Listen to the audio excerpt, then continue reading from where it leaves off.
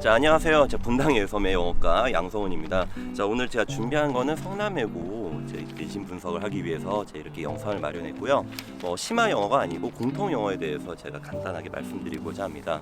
자, 옆에 왼쪽에 보시면 제가 제 개인 블로그에다가 자세하게 제가 분석을 해놨으니까 제 네이버에다 틱업쌤을 검색하면 제 개인 블로그가 딱 뜨거든요. 그래서 오셔가지고 한번 이제 분석 내용을 한번 참고해 보시면 좋을 듯합니다.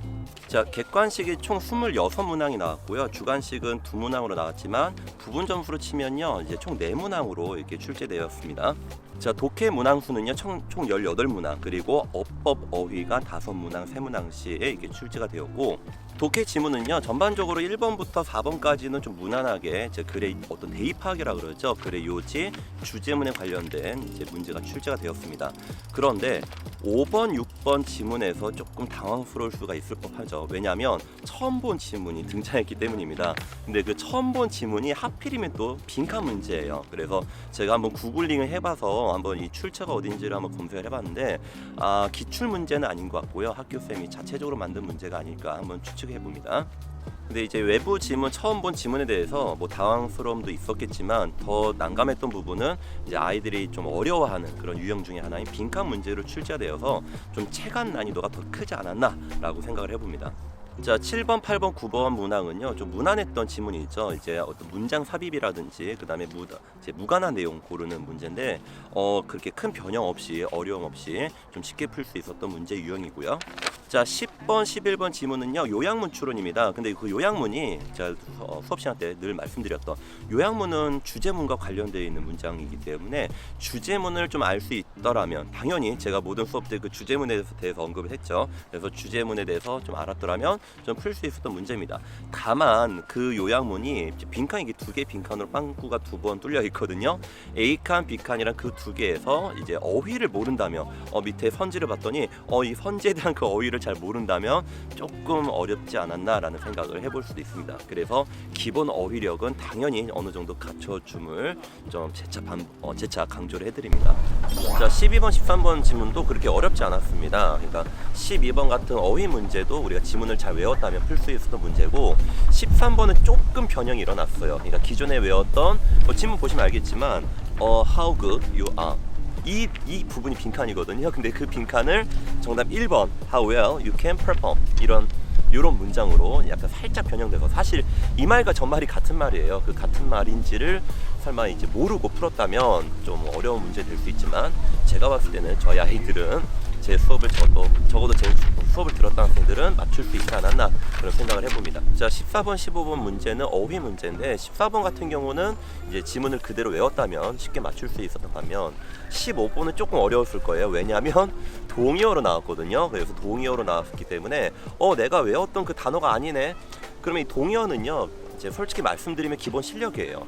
가장 중요한 거는 학교쌤이 이제 수업 시간 때 이 단어는 동의어야라고 이렇게 필기를 이제 하게끔 알려주거든요. 그러면 학교쌤이 알려준 그 동의어를 잘 정리해야 되는 게 가장 중요한데, 만약에 학교쌤이 알려주지도 않고 동의어로 문제로 나왔다, 이거는 변별력을 위한 기본 어휘력을 잘 갖춘 학생들에게 유리한 그런 문제라고 볼 수밖에 없는 거죠. 그래서 14번보다는 15번이 좀 더 어려웠던 어휘 문제다, 이렇게 말씀드릴 수 있습니다. 자, 16번 문제부터는 어법 문항인데, 자, 앞에 A, B는 어렵지 않아요. 근데 문제가 뭐냐면 10번. 이 10번이 처음 보는 지문입니다. 처음 보는 지문도 이제 문제이기도 한데, 가뜩이나 아이들이 실수할 수 있을 법한 그런 문제로 함정을 파놨어요. 어떤 함정이냐? 이제 대가 위치를 고르는 문제인데, 이제 관계대명사죠. 근데 이제 기존 학생들, 어느 정도 문법을 공부한 학생들은 컴마 뒤에는 대시 못 온다, 이 정도는 알고 있어요. 근데 문제는 뭐냐면 이 컴마 컴마가 아니에요. 얘는 그냥 삽입으로 들어간 컴마거든요. 그래서 그 앞에 들어간 더 좀 넓게 봐야 됩니다. 그 앞에 있는 so를 보고 so된 용법이 아닌가, 이거 접속사 대시구나, 요렇게 접근해서 문제를 맞춰줘야 됩니다. 그래서 섣부르게 판단했다가는 틀릴 수 있는 그런 함정 문제다라고 생각하시면 되겠습니다. 자, 17번, 18번, 19번도 어법 문제인데 그렇게 난이도는 어렵지 않았습니다. 이제 기존의 변형이 이루어지지도 않았고, 변형이 일어나봤자 18번 정도? 근데 18번이 관계대명사 생략 문제예요. 이거는 좀 기본 이제 문법 실력으로서 기본 기초에 가깝습니다, 사실. 그래서 그렇게 어렵지 않았던 이제 난이도의 78번, 19번 어법 문제였다라고 말씀드릴 수가 있습니다.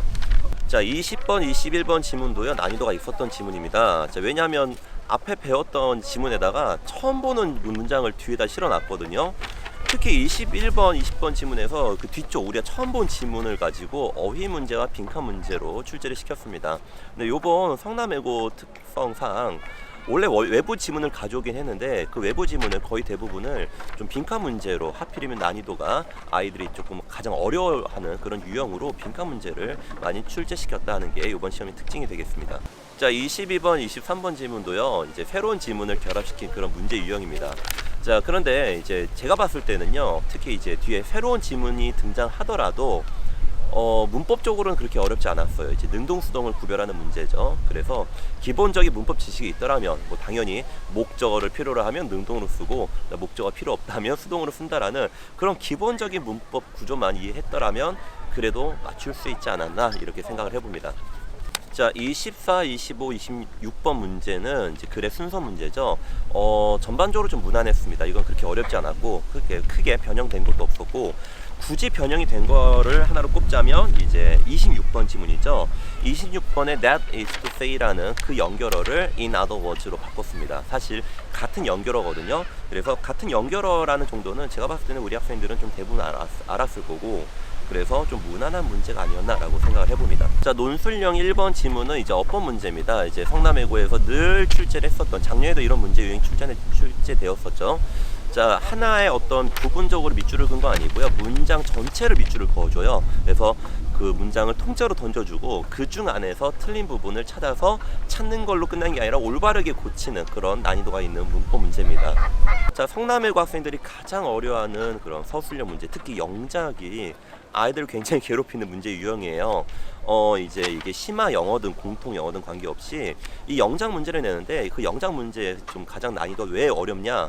일단은 한글이라는 힌트가 없어요. 한글 힌트 없이 주어진 조건대로 앞뒤 맥락을 이해해서 그 부분을 영작하는 거, 또는 방금 이 2번, 이제 1-2번 지문처럼, 문제처럼 이제 요약을 했을 때 그 요약이 들어갈 그 적절한 어떤 내용을 맞게끔 영작하는 문제. 그러니까 한글 힌트가 주어지지 않고 그 안에서 그 맥락을 전체 이해해서 영작을 해야 되기 때문에 맥락을 파악하는 어떤 국어적인 능력도 필요하고, 두 번째는 영작을 할 수 있는 영어 실력도 필요합니다. 그래서 난이도가 굉장히 어렵다라고 느낄 수 있는 부분이라고 생각이 듭니다.